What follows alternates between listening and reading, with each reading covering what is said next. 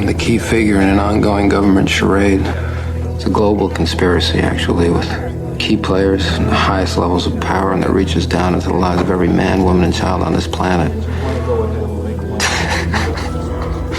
So, of course, no one believes me. I'm an annoyance to my superiors, a joke to my peers. They call me spooky.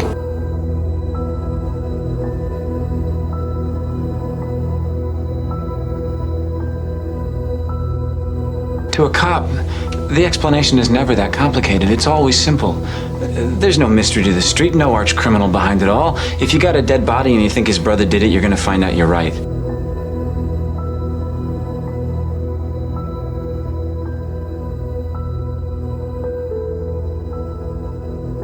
How many times have we been here before? Right here. So close to the truth. And now with what we've seen and what we know, to be right back at the beginning with nothing.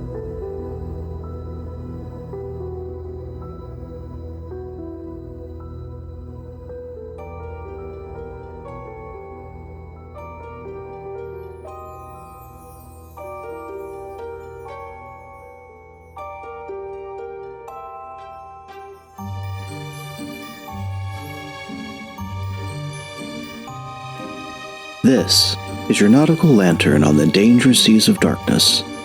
Let's push off from the placid shore of the status quo and explore what's beyond the horizon.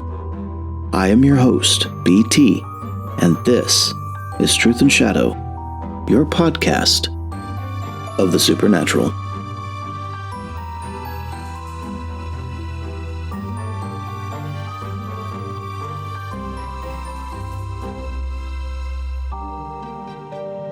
Dealey Plaza, November 22nd, 1963, 12:30 p.m., Central Standard Time. 3 shots, 1 dead president, and the beginning of an American labyrinth from which we have yet to emerge. Much has been said about Lee Harvey Oswald, the rifle, and the so-called magic bullet that allegedly wounded both President Kennedy and Governor Connolly. These elements form the spine of the official story. The Warren Commission's 888-page tome was meant to seal the case forever. But surrounding that spine are nerves, live wires of testimony, observation, and photographic evidence that don't sit easily with the narrative that was spun.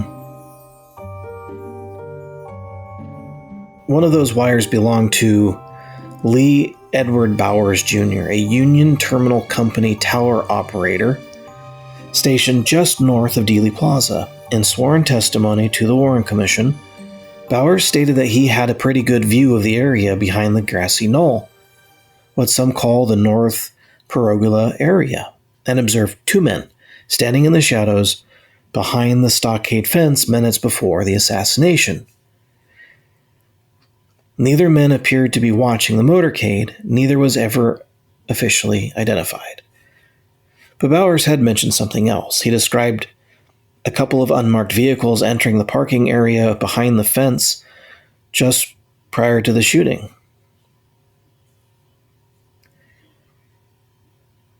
One in particular, a completely white vehicle with no lettering, company markings, and no obvious reason for being there. It pulled in, stayed a brief time, then left slowly, without ever engaging with the crowd.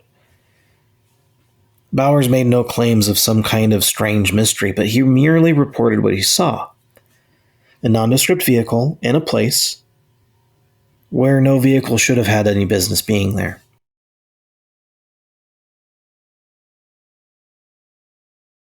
Less than 3 years later, August 9th, 1966, Bowers died in a single-vehicle car crash on a remote Texas highway. He had given at least 2 public interviews by then, most notably to researcher Mark Lane for the film Rush to Judgment. In those interviews, Bowers had expressed increasing concern that the events of the Dealey Plaza assassination were not fully accounted for. In the end, his death was ruled accidental. No autopsy was performed.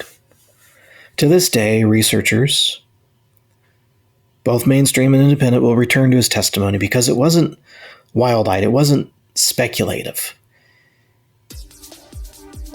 it seemed to be the only eyewitness account from a high vantage point behind the grassy knoll. And this white van, well, its presence has never been officially explained. No driver was questioned. Nothing was recorded of its license plate. It just was there and then gone. And so today, on Truth and Shadow, we're not asking you to believe in conspiracies. We're not chasing after ghosts. We're doing something a little bit more difficult. We're asking why, 60 years later, so many questions remain unanswered, and why the story we're told so often avoids the edges of the frame. Like where this van was. The truth, as always, is still just parked right outside the official narrative, maybe in the shadows of a white van.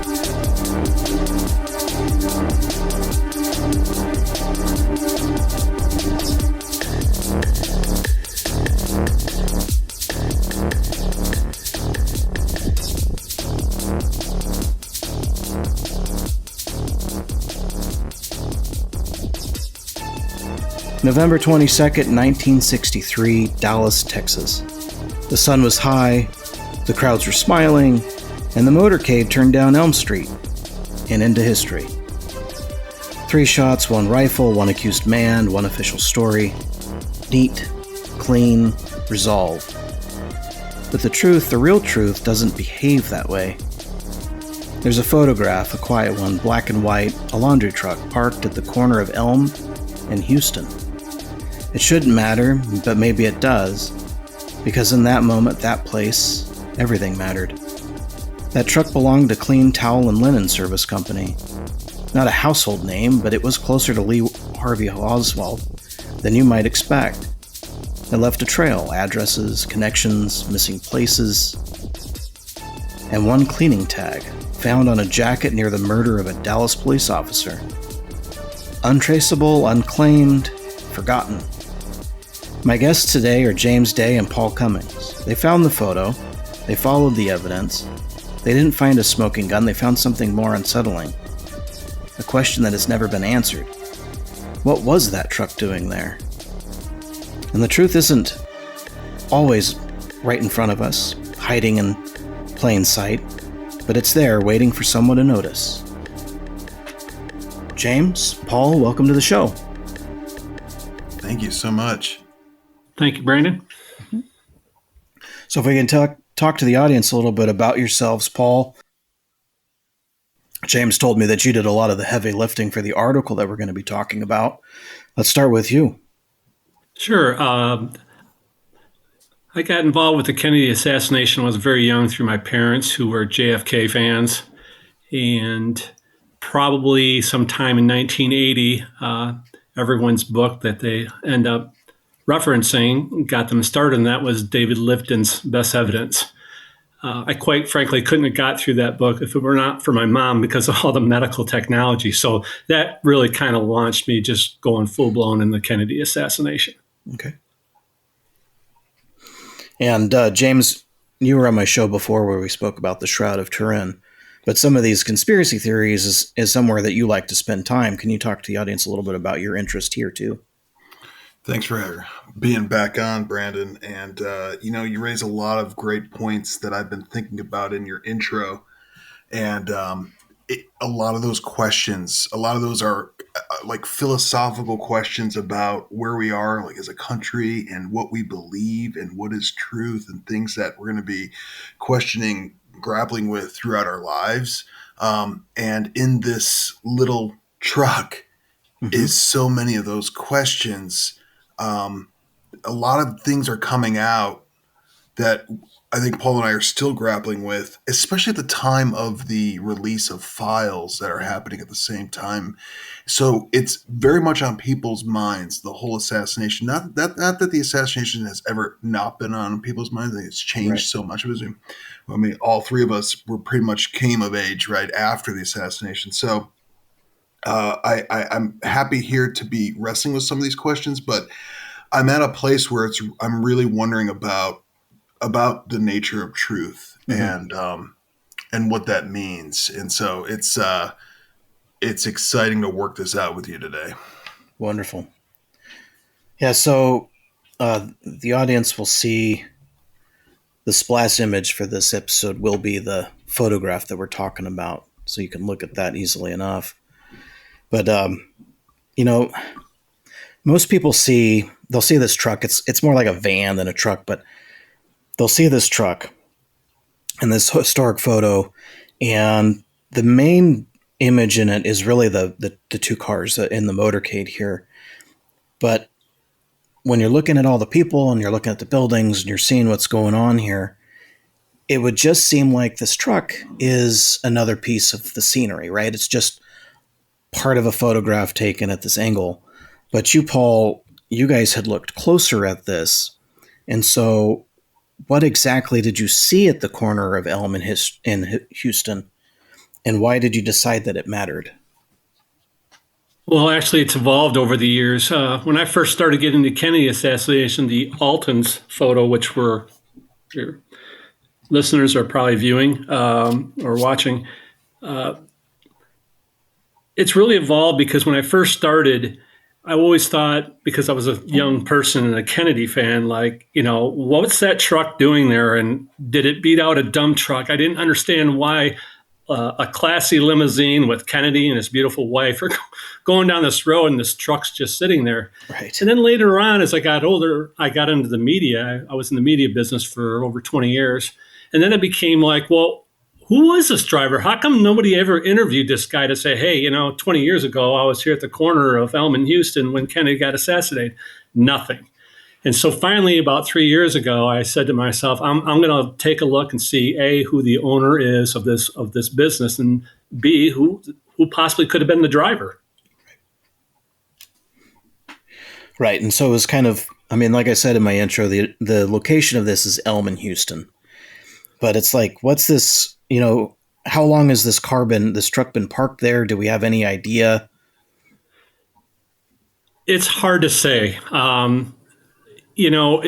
Some people believe it just kind of walked up there before the assassination, or drove up, I should say. Mm-hmm. Or some people have said, it was just there parked for a while and then it took off. But nothing's really known in terms of it. I can only go off by what the documents that I have found have said in regards to the area. The police arrived in that area anywhere from 9:45 to 10:15.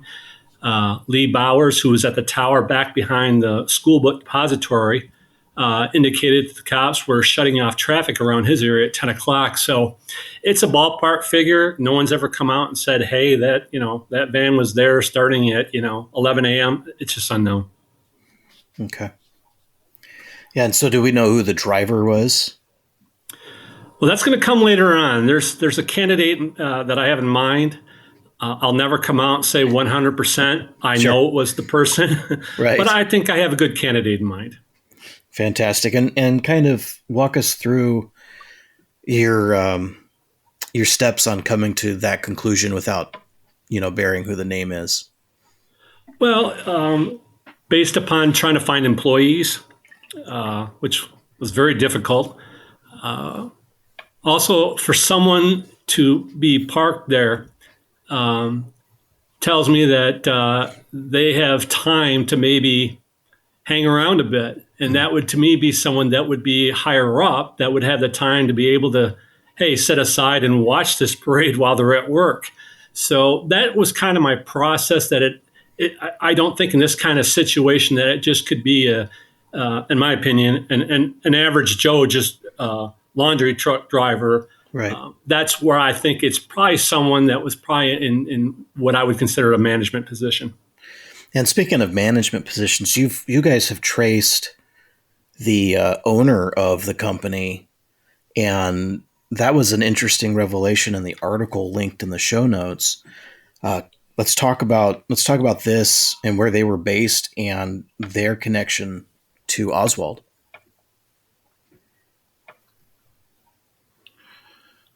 Yeah, go ahead, James. Yeah, sure. So it's a Fort Worth company, which is what, Paul, 30 miles outside Dallas? Yeah, about 35 to 40 miles. So, but it had accounts in multiple cities. So the fact that it was a truck in Dallas isn't totally shocking, just looking at it on the face value. But while it's based in Fort Worth, 2431 Weisenberger Street, it was founded in 1950, established in 1958. For a few months in 1962. In the summer of 1962, Lee Oswald, having recently just returned with his Russian wife from his defection to the USSR, was renting his apartment just a half mile, just a few blocks from this location. So that was one of the first things when Paul kind of brought me in on this and sort of just said, here, he had years of research already kind of under his belt. That was one of the first things I noticed as being a little strange, but I think it's important to note that we had to set aside so much of going to speculation and wanting to make connections that maybe weren't there, and just kind of following the paper trail as much as that existed. And I just want to mention this. So there, I would call that Oswald link maybe kind of more of a superficial link, but there are things that have blown our mind that have been coming out. I mean, they're coming out even after we've published that article. And I'll just say, because we're getting some criticism now that the word is getting out about the article. Sure. That truck was just randomly at that stop sign, at that intersection. It was just waiting for the motorcade to go by. There was probably no connection with what happened at Elm in Houston. Okay, fine. If we take that as is, that it just happened to be just that first vehicle waiting for the traffic to go, then the fact that there are so many odd links shows, are these just random coincidences? Right. Or maybe Dallas and Fort Worth are very small mom-pop communities where everyone knows each other. If that's the case, wow, that's a really strange coincidence. But what if these aren't just strange coincidences, though? And I know I'm not getting into details about what these coincidences are, but I'm just looking at it as a researcher, very skeptical about everything. But man, one thing after the other is like a puzzle coming together. Yeah. Paul, do you have anything to add to that? I think James hit it pretty well. There comes a point in time where it's no longer just a coincidence. You have too many factors, too many things happening that you can't call it just a coincidence. And one of the things that came up and comes up with anybody who looks into the Kennedy assassination is the Warren Commission. And so for the audience, can we get a brief rundown of what the Warren Commission was designed to do in regards to the JFK assassination? Well, I can summarize it as best as I can, and I have to preface this by saying, based on your intro there, I think, and this started actually, Brandon, with the Shroud, with working on the Shroud. My mantra for working on the Shroud was to question everything, right? And that's what's going on here. I'm just wondering how much are we supposed to question now? It's almost as if we have to question all of reality in a way, right? Because of the way we've been told and fed. The Warren Report, the Blue Ribbon Commission, which was put together by President Johnson just about a week after the assassination, was supposed to be the leading men of our government. Among them, the former CIA director, a future president, unelected President Gerald Ford, Congressman, Chief Justice Warren, to lead the investigation with an army of young attorneys and lawyers to figure out what exactly happened in Dallas on November 63. The problem is so much of it is following the script of an FBI report that was basically put together shortly after the assassination, that the idea was to pin everything on Oswald, the convenient patsy who was conveniently killed, the same weekend of the assassination, and wrap this thing up as quickly as possible so that the nation can move on. And that's pretty much what we have. We have so much. We have volumes in this Warren report. We have an almost 1,000-page final report, And so much of it is about Lee Harvey Oswald Right. that it has just distracted us for decades now into following this Lee Harvey Oswald rabbit hole without really figuring out what exactly happened on 11/22/63. So do we know if this company was even looked at by the commission or by the FBI? It was not. The Warren Commission never had anybody called or testify from CleanTowel. And as a matter of fact, there was a FBI gambling report when they found Oswald's jacket with a laundry tag in it. They contacted over 400 laundry facilities in the Dallas-Fort Worth area. And there was one company that they didn't contact, and that was CleanTowel out of Fort Worth. That's interesting. So they were either overlooked or completely left alone. Yes. And that raises more questions right there, doesn't it? So what was the story about this cleaning tag? I mean, it was found on a jacket, right? I mean, near an officer's, what was it, the cop, Officer Tippett. And do we even know why the FBI couldn't trace it down? Well, as far as I can tell in regards to the Oswald jacket, because that's kind of linked with the Tippett situation, Right. Who was murdered in Oak Cliff, it's alleged that Oswald, while escaping or avoiding people, he threw away the jacket after murdering Tippett. And so he wanted to get rid of the evidence. And for some reason, they found a cleaning tag in there. Right. Okay. And so, do we know if, I mean, what do we know about CleanTowel? I mean, were they strictly business to business? Or did they do dry cleaning? I mean, what was so special about this particular situation that raised all these questions for you guys researching this? Well, CleanTowel was more what we call a business-to-business entity. They dealt with hotels, restaurants for business. They didn't rely upon, so to speak, the mom and pa's or the family's kind of linen and stuff like that. We do find out later on that is not necessarily the case through a lawsuit that came up later on. It was shown that CleanTowel did actually service some laundry facilities, stores, retail in the Fort Worth area. So that was kind of surprising to me when I found that, because obviously not being in the Warren Commission or gambling, I want to give it the benefit of the doubt by saying, yeah, it's probably because it doesn't have a walk-up retail location, but that's definitely not the case. So they were more business to business than they were a retail place. So the director of the company, Jack Newell, quote unquote Jack Newell, he had some pretty interesting political and ideological affiliations, and they were pretty much, you guys wrote a little bit about the letter that he had sent. Do we know anything else besides any of this anti-Catholic, rhetoric that he had sent the letter to his friend Ben about? Well, that's Ben Bradley, as in Ben Bradley, a future Washington Post editor of the Watergate fame. So here he's with Newsweek. So this is before that, of course. And, it was the beginning of concerns and suspicions about who was behind CleanTowel. The Newell is an incorporator, one of the three incorporators. He's a Fort Worth guy.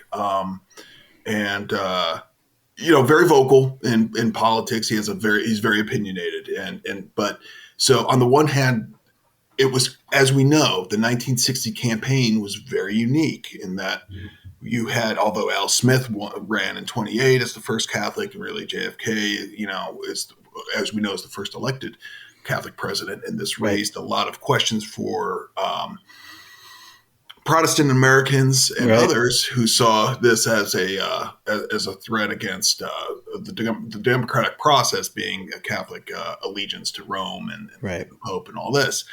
So it wasn't totally uncommon that such rhetoric was out there in the 1960 campaign. when I read this per Paul, who kind of brought me in on that, I think that was maybe Paul's impetus to sort of loop me in. He thought I might be interested in this letter, given my background and my research interests. It reminded me, Brandon, of like the Minutemen and John Birch Society type rhetoric, which I have been seeing in terms of suspects around the assassination, that kind of radical right wing. So on its surface, though, he's free to say whatever he wants. As we know, he's got the freedom of speech to say that. But that was a clue. Keeping going, we keep returning to the idea that this truck was at the intersection that I call changed history. So yeah, everything about what's going to happen in '63, that's something that, in terms of just rhetoric, that was probably the biggest red flag was Newell. After that, Newell kind of disappears from the scene from our research.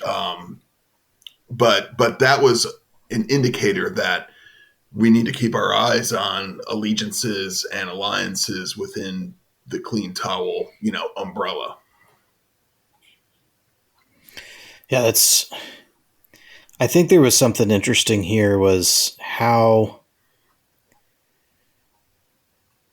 the company's manager, his name's Mark, he ends up in these legal proceedings later on in 1966 with, I believe it was Oswald's former landlord. Do we know what all those proceedings were about? I haven't done a what I call a deep dive on it, just because when I'm doing the research, I try to bring everything back to 11/22 of 63. Okay. And so I'm going to only speculate. This is where I will speculate on my own research, is that given the time frame of 1966, I'm going to speculate and say that contact with Riggs, the person that owned the apartment facility, Clean Towel, I believe, it was a very bad fire. Today's dollars, it was almost $5 million. And I think they were looking for facilities for offices and stuff like that. So I think that's what occurred in that situation. And but at this point in time, I don't believe at this point in time that it's anything that would mark, no pun intended in the name, but would something that would really stand out and be, a red flag, so to speak. Right. Yeah, I simply noticed that it was kind of like this weird triangle. You've got Oswald, the landlord, the laundry manager, and it seemed to be basically a weird wrinkle in the story to me. Not to pun on the laundry thing, but just another coincidence, huh? Right. I mean, do we have any films or photographs or eyewitness testimonies that show any activity in or around the truck during or before or after the shooting? No. Obviously, there's some video of, it's called the Tina Towner video that film was taken at the corner, and she took the film, and in the background you can see the truck, and it's there maybe about 3 to 4 seconds as it's being panned, and it's actually pretty clean. It's a very clean shot in terms of the film. Most of what you see in Dealey Plaza has the tendency to be kind of like fuzzy, grainy, obviously because of time. Right. But that's a pretty clean film that you see when Kennedy's limousine is turning the corner on Elm.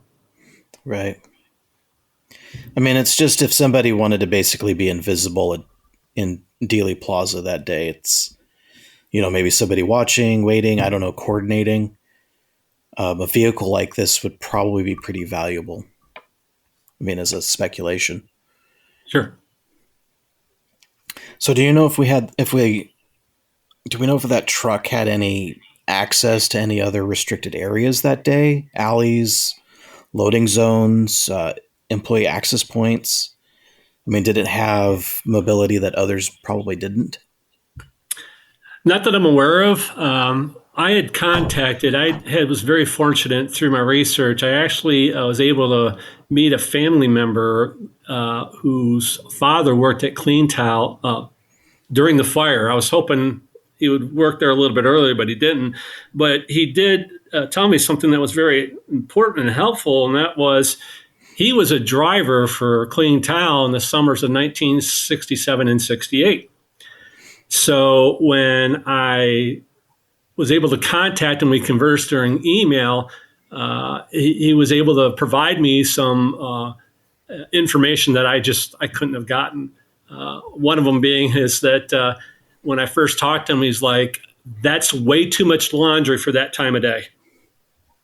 Okay. He says, "I'd have that laundry by the end of the day, not at 12 o'clock during the day." So that's one of the things that he brought up in terms of what was a little bit odd in his eyes of looking at that truck. He also said that, and I always laugh about this, but one of the hazards of that job was those bags is they just stunk because they had the restaurant. So they put them on top because if they were put inside, not only did they stink, but they could, the remaining linen towels in the truck would also smell or maybe get damaged. So it was the last thing they want to do is put any kind of baggages inside the truck.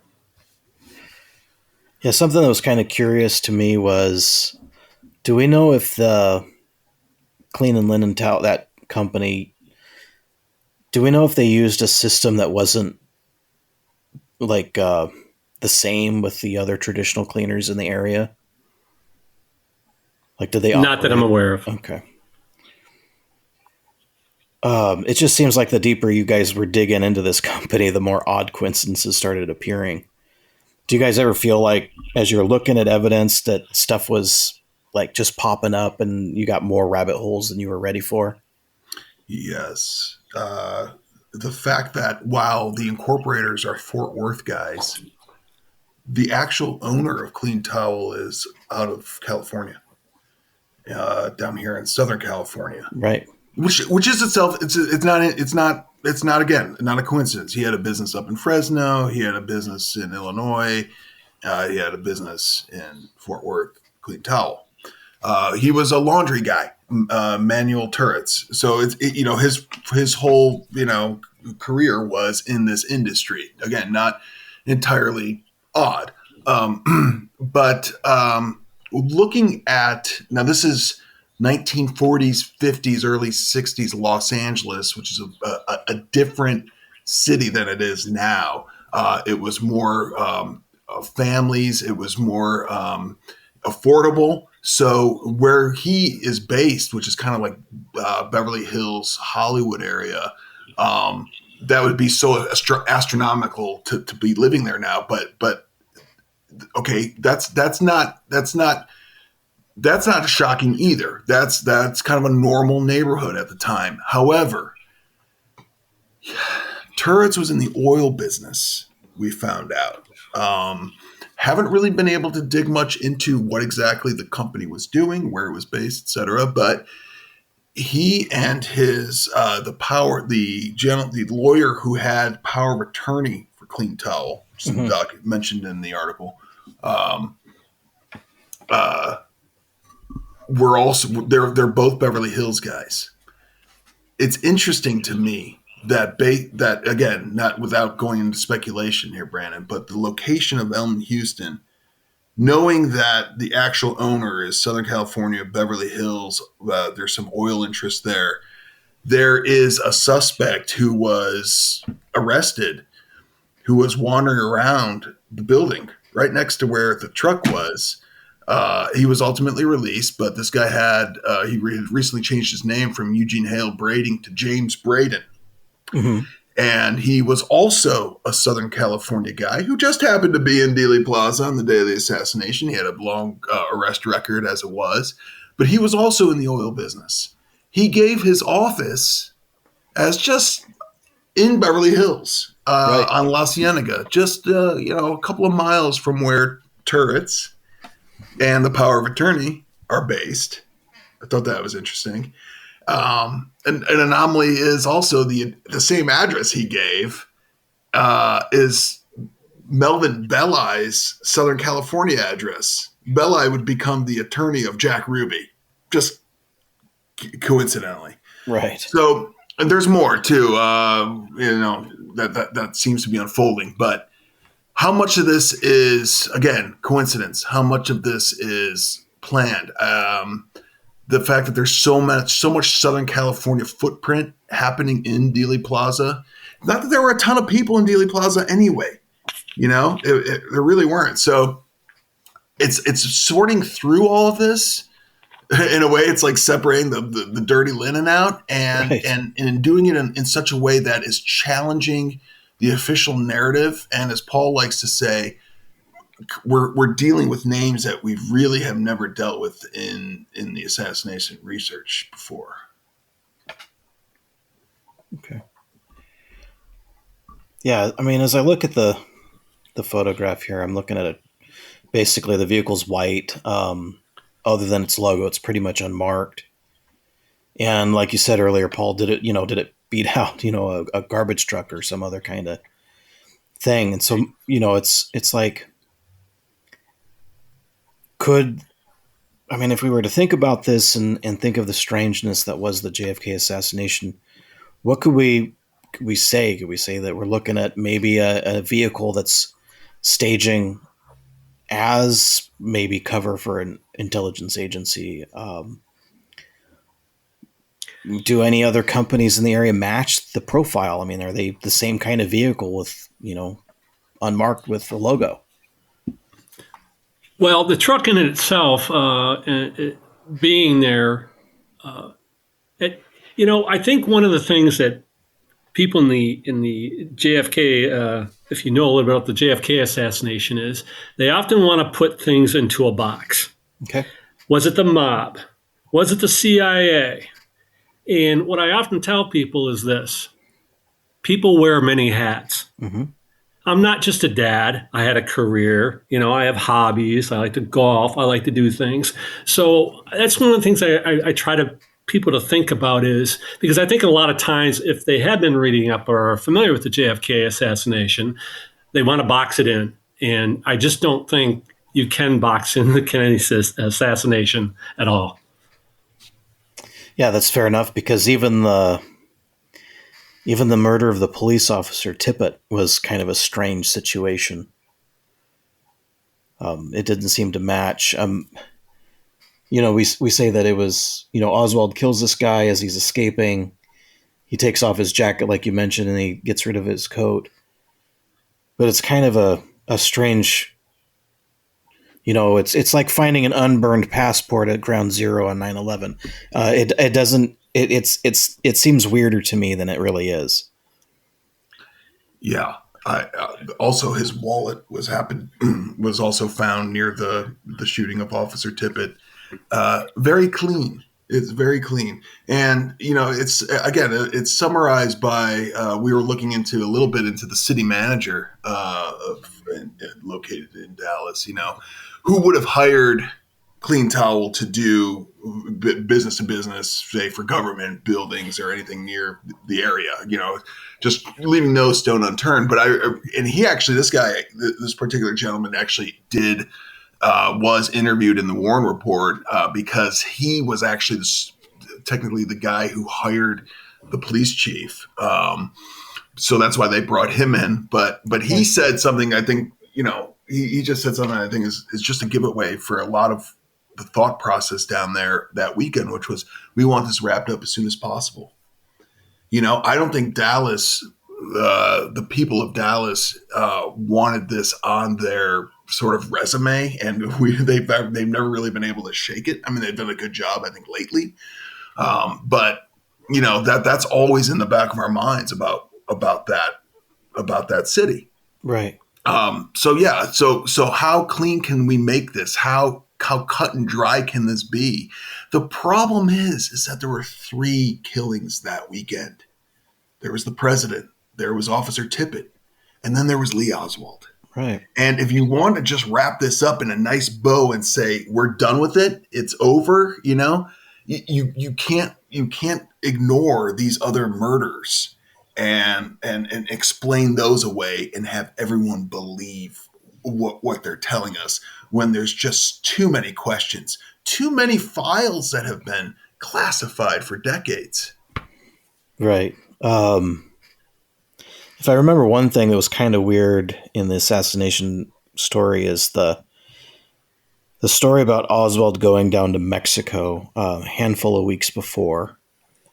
And you have these photographs that the CIA took of Oswald, and they don't they don't match. It doesn't look like, the faces, the faces in the photos from the CIA don't match what we have of Lee Harvey Oswald. And that's kind of one of those things that's really weird and stood out to me as strange. Well, if you talk to any JFK researcher about Mexico City, if they're honest, their eyes will cross. Okay. It is complex. It Right. is tedious. Right. And I think one of the things when it comes to Mexico City is the bottom line, and I'm going to make this cut and dry, which kind of contradicting what I just said, but there's no photos of him down there. Right. That would have been a nice wrapped up. Here he is down in Mexico City, bow tie, throw him in jail and throw away the keys, so to speak. And they didn't have it. And then you find out later, well, our cameras weren't operating during that time. Right. Well, if that was the case, I'm really hoping those camera operators who didn't notify them of them not working got fired. Right. Well, I mean, speaking of photo, did we mention the Babushka lady, the one that took the film of this assassination? I mean, it's an interesting angle. I mean, how do we know if this person was a news reporter or? That person's considered to be, by some, is Beverly Oliver. Beverly Oliver, yeah. Beverly, if I can say it right. Beverly Oliver, yes. She is, some is the Bush lady. Some feel like the body doesn't match. I think it's her. Okay. Now, there is a book that came out last year by Mary Haverstick called A Woman I Know, which is the story of a aviatrix spy, Jerry Cobb. And it's a kind of her biography, it's a very well written research book. I had the opportunity to interview her myself last year, writing a review of it, and it turns this left turn as the book nears the end, and she posits that it's this Jerry Cobb. It's not only QJ Wynn, this famous CIA operative. But she posits that it's Jerry Cobb as the Babushka lady taking that photo that you're talking about, which we've never seen. I think you might be thinking the photo is the Mary Mormon photo, the black and white photo of JFK right before the moment of impact from frame 313 of the Zapruder film. That's the Mary Mormon shot. The Babushka lady photo, who's just near her, we've never actually seen. And Haverstick, who I really respect, suggests that it's like a camera weapon, like a gun. Okay. And and it reminded me of the Bond movie License to Kill, where Right. Q shows him but anyway, and then I was like, well, gee, what if she has a camera weapon? Well, why not Zapruder? He's the perfect angle for it. So anyway, that's the little bit of the Babushka lady. It hasn't really picked up in terms of the research community, but man, she did put that out there last year. That's Interesting. Beverly Oliver, she, I think, makes a great claim that she was the person for the simple fact that she still owns the shoes that she wore that day. And if you look at the Zapruder film, you will see yellow markings along the curb on the south side of Elm Street as the limousine's going down. And she still has paint on her shoes because it was still freshly painted from that day, or I shouldn't say that day, but either the night before or the day before, it was still wet paint. And she stepped on it, and it's still in her shoes, the color yellow. Huh. That is interesting. That's pretty cool. Yeah, I was kind of thinking about, don't we have a story about some guy with a black umbrella? Yeah. Yeah, the Umbrella Man. The Umbrella Man, right. I was just about to mention him in the sense of, right across the street from where the women that we're speaking of, the umbrella curiously goes up right as JFK's motorcade limo passes by.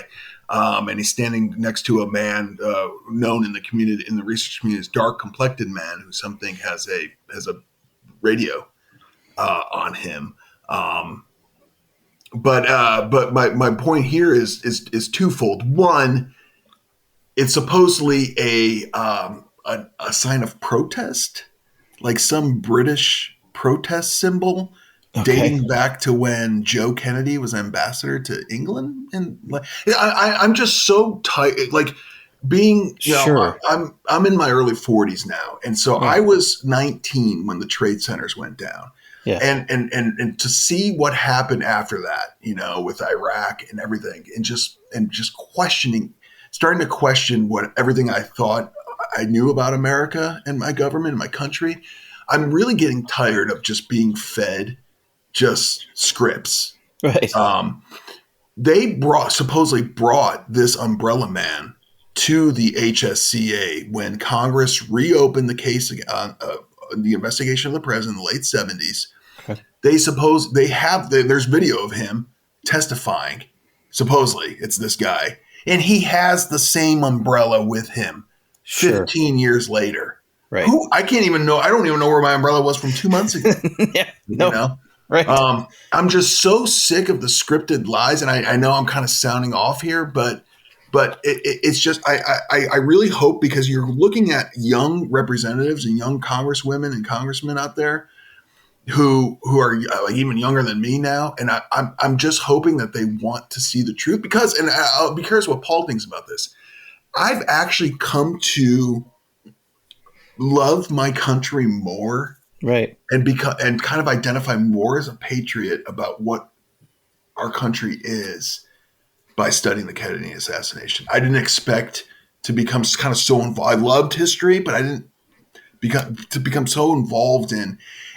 And I'm more interested also in not so much what the Pulitzer Prizes are or what the top 10 is in the New York Times. I used to love the Oscar movies, but now it's like none of that is really getting into deeper than I want, and I want to get into all that. So, but I don't know. I just feel like, man, when that limo took that left turn, I mean, we just went into a whole different direction.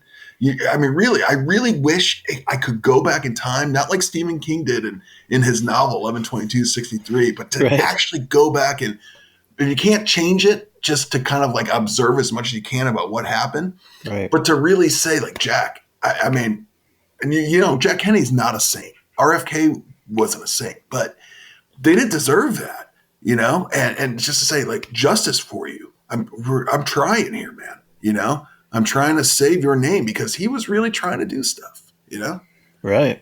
Yeah, absolutely. I mean, it's just, we talk about the umbrella man, we talk about the Linden truck. I mean, these are like two things that stand out kind of weird, because we get a lot of details that are just basically explained away. I mean, like you said, it's a British protest or something, from way back when, I mean, that's a really quick way to explain that away. I mean, it's like, are we looking at a larger choreography, for example? I mean, are we looking at signals, decoys, distractions? And I mean, all those questions are things that are valid, I suppose, and researching, this event frame by frame.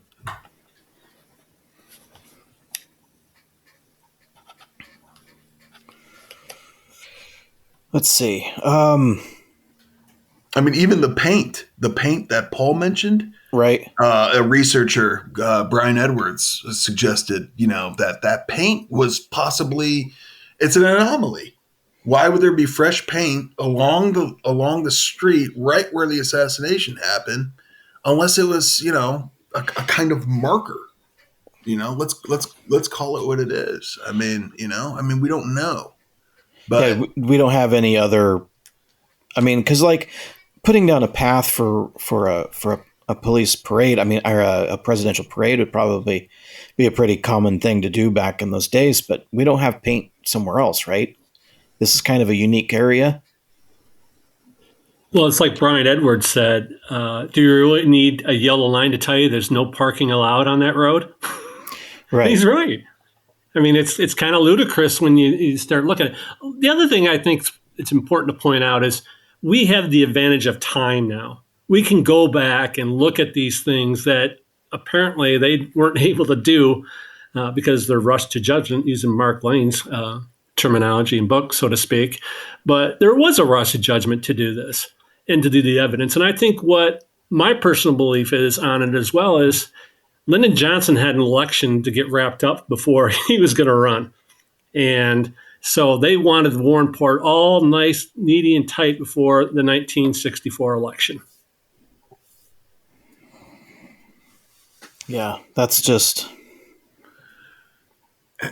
And Brandon, I'll say, Lee Oswald said he didn't do it. Right. He's on camera saying he didn't do it. I'm not going to believe everything someone tells me, of course, but was he innocent until proven guilty? He didn't have any any representation in these 12-hour interrogations. That's what he's asking for. And he's 24 years old, if you watch they bring him out for this midnight press conference with Jack Ruby's in this posing as this reporter, but really, they ask him, what happened to your eye, Oswald? And he is more upset about that, where he's like, he kind of leans, he's like, a policeman hit me. He's more upset about getting struck than the accusations that he's responsible for the murder of a Dallas police officer and the president of the United States. Because he's like, he's more offended by that, by being the way he was brought out of that theater. And if you were innocent, you would be upset probably more about the way you're being treated than what they're saying. Of course they're going to clear this up. Let's say he is innocent. They're going to clear this up. They'll find the guy. I'm not worrying much about that. I'm worrying about where's my lawyer and why am I, why are you guys hitting me? Right. Yeah. I mean, you mentioned Jack Ruby. Wasn't he a part of the mob? I mean, what was he doing in Texas? What was his thing?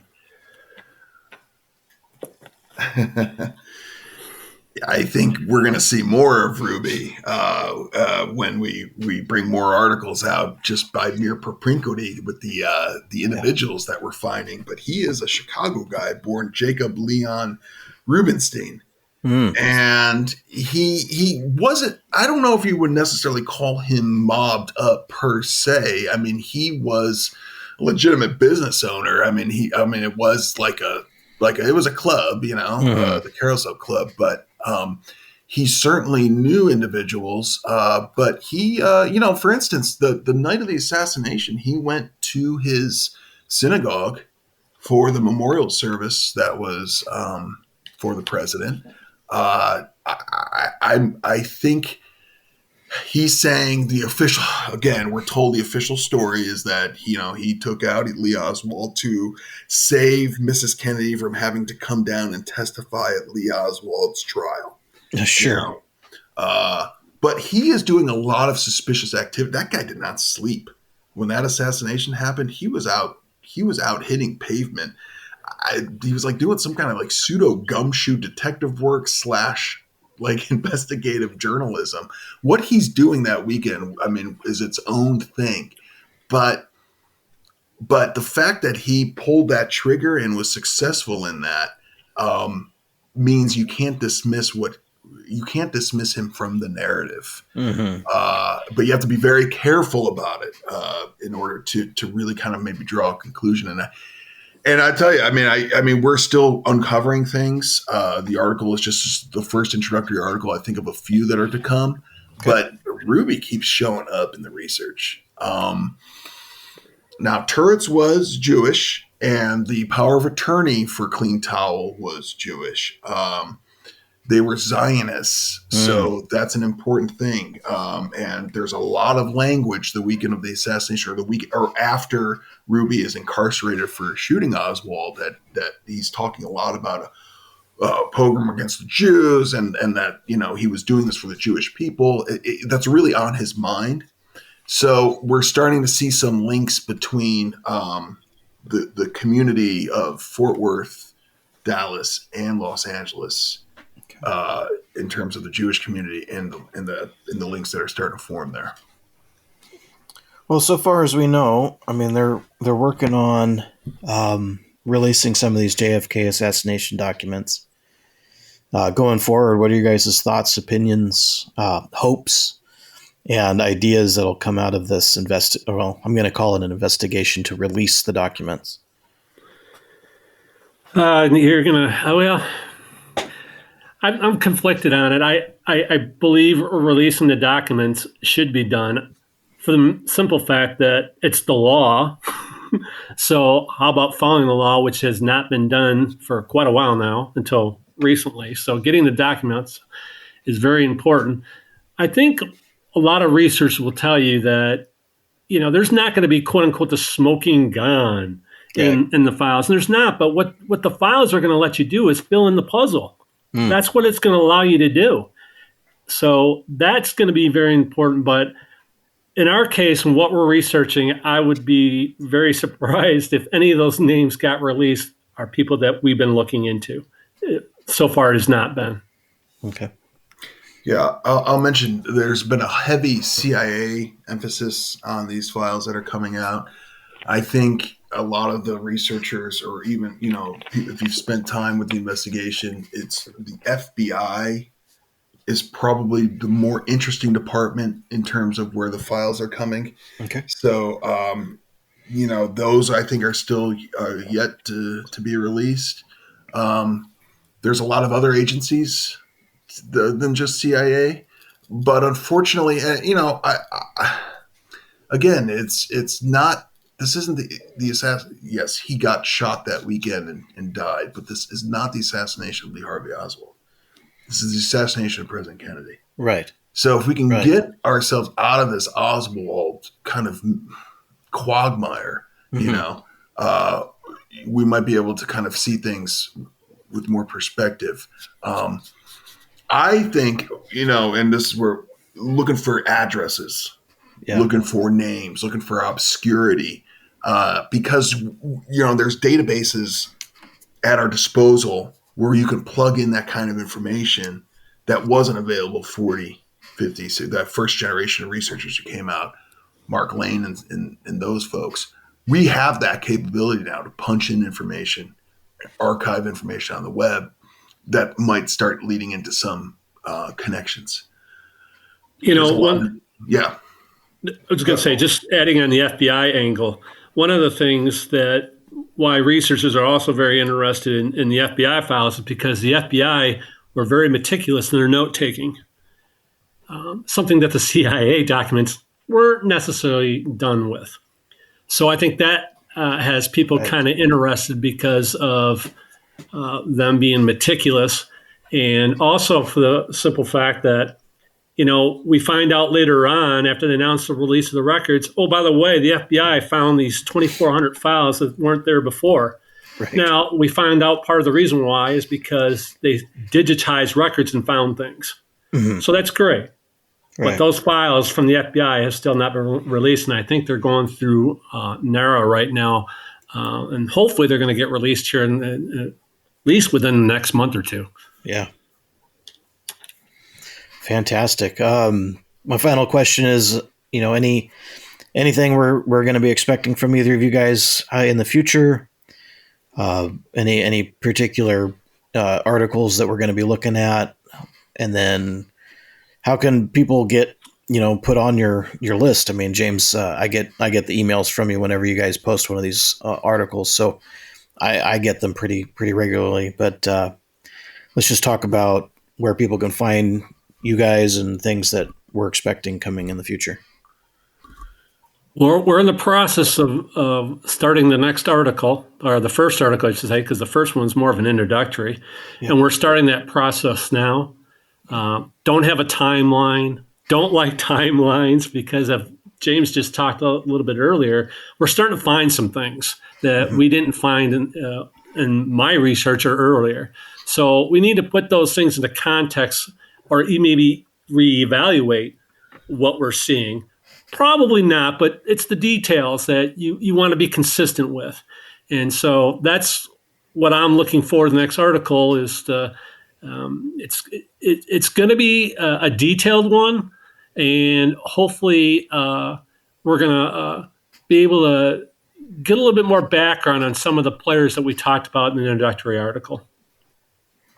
Yeah, and so we'll be posting to the Medium page that the first article came out. If you see that there in the show notes, that'll be the future locations for it. And I just want to say, I just want to get this out there because I think we're at a time and place, and where I think people can handle it. People in terms of truth, in terms of news, in terms of we're always waiting for the next kind of bombshell, the next news thing to hit. I think people are okay with they just want the truth, And one thing I want to kind of hope to work out is this idea of maybe political manipulation. I'll say quickly in this. Let me put it this way: the power of attorney for Clean Towel was the same guy who was a political advisor to a California senator at the time. His name was Kuchel, Thomas Kuchel. He was and Kuchel took on in his congressional speeches the radical right of that was populating the rhetoric of Newell, as we were talking about earlier, right. and he would pull out this and he would read some of the rhetoric that's in the congressional record. You can read it, and he's specifically mentioning a fairly obscure guy who was in the John Birch Speaker Bureau, who was also a minister at the Angelus Temple at the same time Manuel Turrets was servicing it through his laundry facility. And that's mentioned in the article. Okay. Right. And and I'm trying to understand the political language or the tactic here. And maybe I'm just being naive because it probably happens all the time. But where you have this influencer behind a certain politician who knows the person that's getting called out on by the politician that you're advising, who also is connected to a business that's servicing this guy. So it's like you're playing both sides, and It just kind of shows you're like he's like the Godfather, the puppet, and the people that we think are in charge are the puppets. But really, we're trying to pull out the strings who is really up there, and they're all right. They're calling out the radical right as being in the congressional report, but this power of attorney would also go on to support Nelson Rockefeller's 1964 run, and we know that there were Goldwater supporters in covering around Dealey Plaza too. We have this kind of strange car drive from Lee Bowers' testimony and all that there was a Goldwater bumper sticker. So we have to watch out for the radical right, but we also have to watch out for the players who are like pitting certain factions against each other, because it's almost in a way like a distraction. Or when you walk into a fun house and you're like seeing yourself as like a total like subversion of who you are, like a weird mirror. And you're trying to break through all of that in your research and then to articulate it to people. It's a little challenging.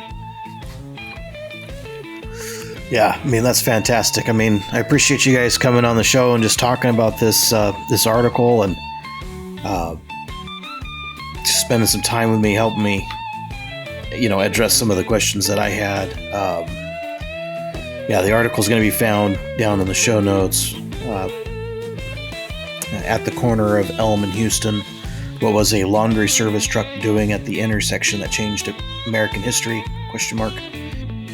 Yeah, well, thanks so much for having us on, and I really appreciate the work that you're doing. Thanks, Brandon. Really appreciate taking the time out to learn a little about the subject.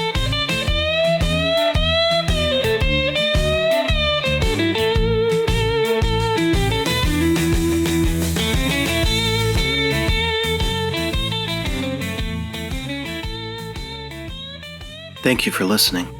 This is a free podcast based upon the value for value model.